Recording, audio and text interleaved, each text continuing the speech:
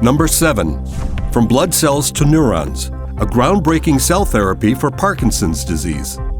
Parkinson's disease affects some 10 million people worldwide. Although the precise cause remains unclear, a mix of genes and environment are thought to be at play. Regardless of the underlying trigger, patients with Parkinson's disease suffer from a progressive loss of neurons in the brain that deploy dopamine, an important signal for controlling movement. Unfortunately, there is no drug available to protect or stop these neurons from dying, although researchers have worked for years to find ways of replacing them. Now, enterprising teams of scientists and clinicians are making progress towards this long-sought goal. One method goes something like this. Isolate the immune cells from a patient's blood sample.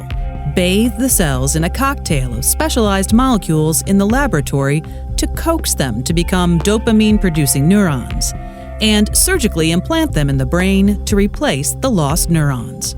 Although this cell therapy does not fix the root cause of Parkinson's disease, it could provide a functional cure by replacing the dopamine-producing neurons in patients' brains and restoring normal movement to their bodies. This approach, while innovative, is also complex and costly because replacement cells must be custom-made for each patient.